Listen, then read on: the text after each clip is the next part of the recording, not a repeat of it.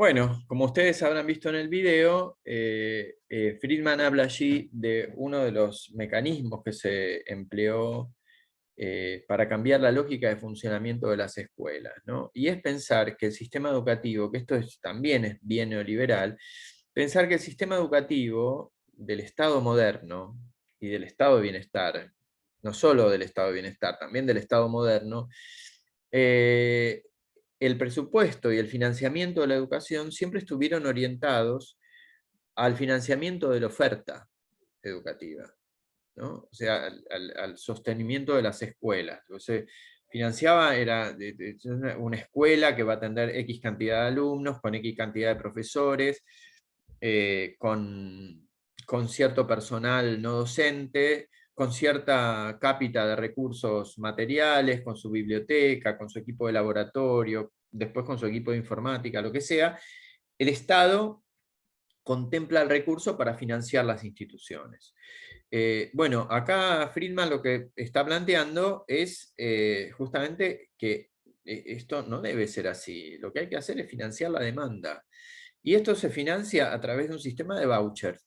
Entonces, ¿cómo se realiza esto? Yo les cuento el caso de Chile, ¿no? O sea, dos personas o dos fulanos o dos fulanas se presentan, o un fulano y una fulana, como quieran, una asociación de sujetos se presenta y presenta un proyecto a una licitación de un proyecto educativo de una institución. Lo ganan. Entonces, una vez que lo ganan, es el equipo directivo el que promueve ese desarrollo. Ese equipo directivo va a recibir un dinero que puede venir de dos vías. Una es, en función de la cápita de matrícula, se financia la escuela. Es decir, se le pone un valor a la matrícula. Supónganse, vamos a poner un número, no sé, $150 la matrícula por alumno, ¿no?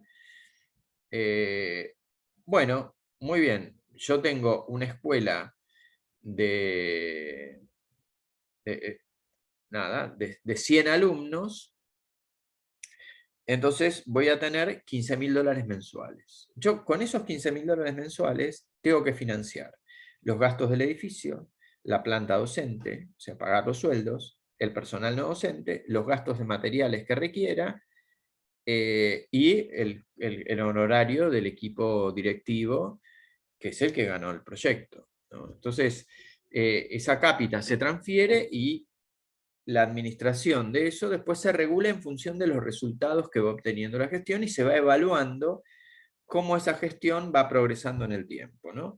Uno de los indicadores, hay dos indicadores básicos que muestran de qué manera esa gestión es exitosa, tal como es los mecanismos de las escuelas privadas, que son el logro de los aprendizajes, ¿no?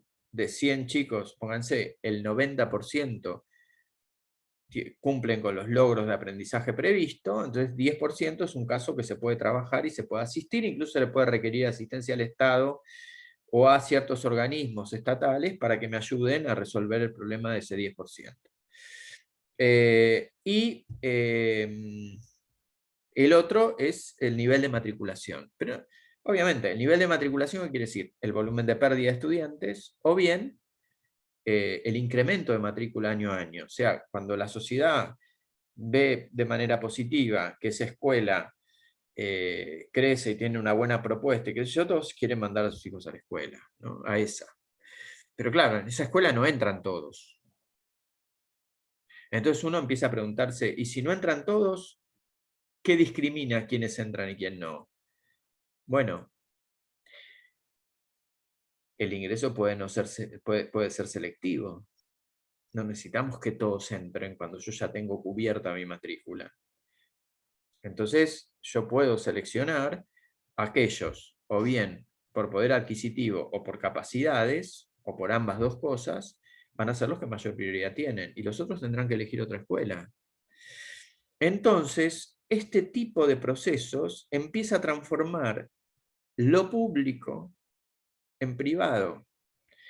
Lo que antes era la escuela pública en manos de una gestión particular, empieza a trocar la política de acceso en una política privada, selectiva, no inclusiva, ¿no?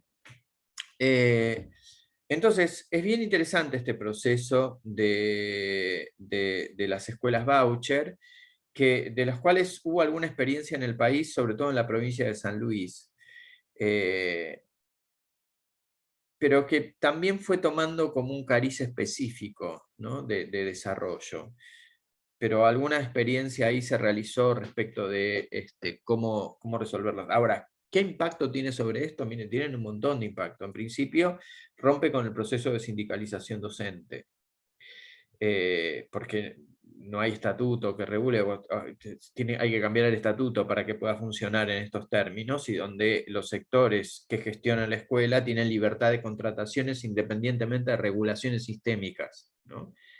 De listados, de juntas de clasificación, etcétera, etcétera, ¿no? O sea, yo soy el contratante. Yo tengo la potestad de poder entrevistar docentes y decir cuál queda en mi escuela y quién no, por encima de los derechos, ¿no? Entonces, claro, toda la organización y administración del sistema educativo y la organización y administración escolar cambia, ¿no? Y hay muchos sistemas, no es solo el voucher, pero hay muchos sistemas de financiamiento de la demanda que están puestas en estos términos. Yo les decía, ¿cuál es el voucher? El voucher es cuando el Estado transfiere un volumen de dinero a las familias para que las familias tengan en un plazo de tiempo la elección de cuál es la escuela a la que quieren mandar a sus hijos. O sea, ¿a dónde quieren cambiar ese dinero a cambio de la educación? ¿Cuál es uno de los temas que tiene esto? Muy simple. Digo, los estudiantes valen lo mismo en todos lados para el sistema, ¿no? Pero las familias no parten de la misma cápita. Entonces, esto lo que genera es un nivel de heterogeneidad social enorme. Y, como siempre, aquel que puede pagar la cápita mínima va a ser el que va a acceder a la escuela más desfavorecida, ¿no? Entonces, hay dos mecanismos. Una es, le entrego a la institución una cápita por matrícula, y otra es, le entrego voucher, vales, con un valor económico, a las familias, para que las familias, en función de la competitividad de la escuela, salgan y elijan la escuela que quieren para sus hijos. Bueno, acá hay una desarticulación muy fuerte de lo estatal, hay una desarticulación muy fuerte del imperio de los derechos, hay una desarticulación muy fuerte de qué tipo de sujeto se forma, ¿no? La subjetividad que construye este tipo de procesos ya no es la subjetividad de la ciudadanía, que es la institución más vulnerada por el Estado neoliberal, ¿no? Al Estado neoliberal no le interesan ciudadanos que estén discutiendo la política y que estén discutiendo la mejora de la sociedad civil, ¿no? Al Estado neoliberal lo que le interesa es que la gente produzca y consuma, que la economía funcione y que la economía dé ganancia. De ganancia a los sectores que habitualmente son los que ganan con esto. Entonces, lo que se termina produciendo acá es un cambio en el proceso de acumulación de capital, una vuelta a la lógica del mercado autorregulado, igual que teníamos a fines del siglo XIX, pero con otra lógica, pero básicamente lo mismo, y ciertos cambios en los discursos de lo que es las políticas de orden simbólico en la construcción de ciudadanías, de las políticas educativas, en términos de los cambios en el orden del sistema. Y también esto va a impactar en procesos de transformación de lo que es la racionalidad técnica de los docentes, ¿no? O sea, aproximadamente a principios, entre principios y mediados de la década de los 80, va a aparecer la pedagogía por objetivos, ¿no? Y la pedagogía por objetivos da cuenta de un recicle de lo que era la teoría de Bloom de la década del 20, ¿no? Esto de poder plantear ciertos objetivos, ¿no? Acuérdense, actitudinales, procedimentales, etcétera, que puedan ser planificables, que puedan ser medibles, que puedan ser observables y que puedan ser realizables. Ahora, ¿quiénes plantean esos objetivos? Especialistas. ¿Quiénes dicen cómo realizar estos objetivos? parte de las prescripciones curriculares y del orden de la formación docente. Entonces, hay un nuevo esquema de racionalidad técnica del trabajo, planteado por ciertos objetivos que traducen ciertas metas que hay que cumplir. Y parte de la eficacia del sistema se va a demostrar en términos de que los docentes, les docentes, cumplan con esos objetivos y alcancen las metas previstas, ¿no?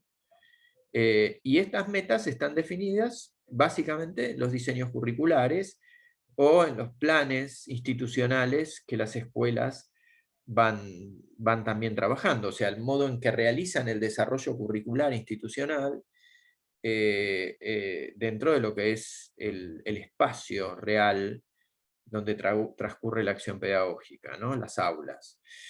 Y es interesante también mirar esto porque esto lo que produce es un reordenamiento de la esfera del trabajo especializado en educación, donde van a venir especialistas, asistentes técnicos que van a llegar a las escuelas a trabajar con los docentes para ver de qué manera se pueden cumplir los objetivos, los tiempos para definir las metas, etc. El sistema educativo tiene una cosa muy... vamos antes de terminar, una cosa... Yo le digo, el sistema educativo tiene una cuestión de inercia increíble que a veces opera como factor de resistencia a estos procesos. No intencionalmente, pero opera como factor de resistencia, a veces defendiendo la tradición. Y a veces defender la tradición termina siendo más revolucionario que hacer caso a ciertos cambios que son mucho más regresivos, ¿no? Entonces, muchos de los docentes, más allá del imperio de estas pedagogías por objetivos, que bien plantea en un trabajo Jimeno Sacristán, y de otros órdenes que ya venían de la pedagogía tecnicista para acá, regulando los modos de hacer docente, bueno, muchas veces yo seguí enseñando como siempre, como yo aprendí a enseñar y como aprendí cuando era alumno, entonces como docente sigo operando ciertas formas tradicionales.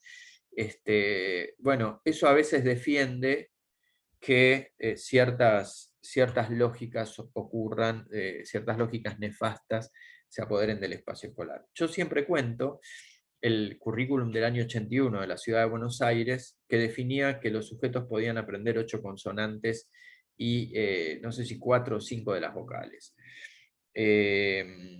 Bueno, eso generó enormes dificultades en toda una generación de niñes que no pudieron aprender a leer y escribir en primer grado y que demoraron el proceso de aprendizaje de la lectoescritura casi hasta tercero o cuarto grado en su consolidación, en su alfabetización avanzada, y que llegaron a sexto o séptimo grado con dificultades de redacción, con dificultades para establecer relaciones conceptuales y con, obviamente, una lógica de desarrollo cognitivo más debilitada. En ese concierto de cambio curricular, cualquiera puede acceder por Google al currículum del año 81, cuyo ministro era un militar, quien era responsable de la educación de Ciudad de Buenos Aires era un militar. Bueno, cualquiera puede buscarlo y mirar esto que voy a decir. En ese contexto hubo muchos docentes que hicieron caso omiso del diseño curricular y a riesgo de su vida cerraron las puertas y siguieron defendiendo el derecho a la educación de los estudiantes. Y les enseñaban a leer y escribir, les enseñaban mucho más que lo que la prescripción curricular decía. Ahora, ciertamente, y esto, obviamente, aquellas niñas que transitaron en esas aulas, uno podría decir, pudieron sortear la limitación de una política restrictiva en términos de inclusión de los conocimientos, de inclusión de acceso a los conocimientos. Aquellos que no solo se vieron debilitados en su capacidad de desarrollo cognitivo, en su capacidad de desarrollo del pensamiento futuro, que tuvieron obviamente que tener instancias de recuperación, mucho de eso después se repuso, pero con muchas dificultades y con costos muy arduos.